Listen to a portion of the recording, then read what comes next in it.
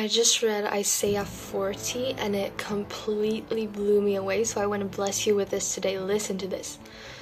Comfort, comfort my people, says your God. Speak tenderly to Jerusalem. Tell her that her sad days are gone and that her sins are pardoned. Yes, the Lord has punished her twice over for all her sins. Listen, it's the voice of someone shouting, "Clear the way through the wilderness for the Lord. Make a straight highway through the wasteland for our God. Fill in the valleys and level the mountains and hills. Straighten the curves and smooth out the rough places.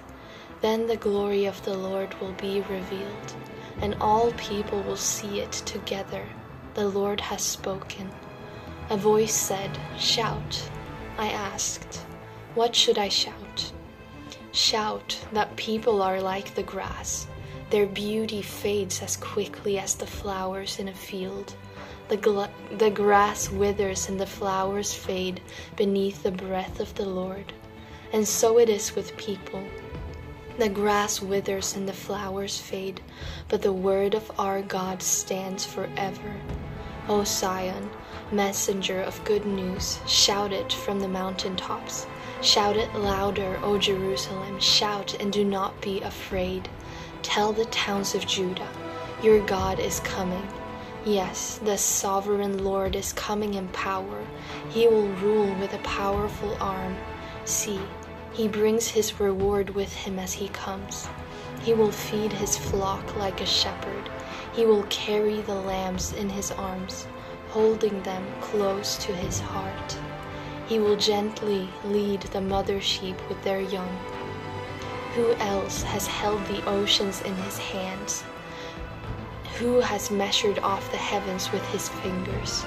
Who else knows the weight of the earth, or has weighed the mountains and hills on a scale? Who is able to advise the Spirit of the Lord? Who knows enough to give him advice or teach him?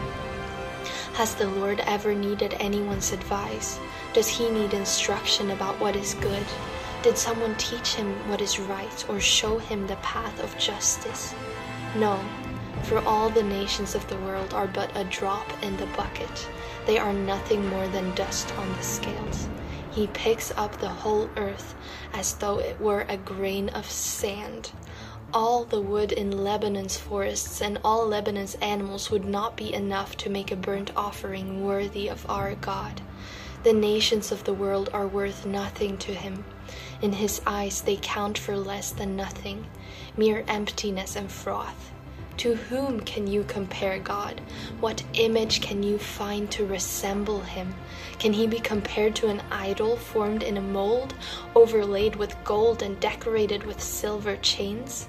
Or if people are too poor for that, they might at least choose wood that won't decay and a skilled craftsman to carve an image that won't fall down. Haven't you heard? Don't you understand? Are you deaf to the words of God, the words he gave before the world began? Are you so ignorant? God sits above the circle of the earth. The people below seem like grasshoppers to him. He spreads out the heavens like a curtain and makes his tent from them. He judges the great people of the world and brings them all to nothing. They hardly get started, barely taking root, when he blows on them and they wither. The wind carries them off like chaff. To whom will you compare me? Who is my equal? Asks the Holy One. Look up into the heavens. Who created all the stars? He brings them out like an army, one after another, calling each by its name. Because of his great power and incomparable strength, not a single one is missing.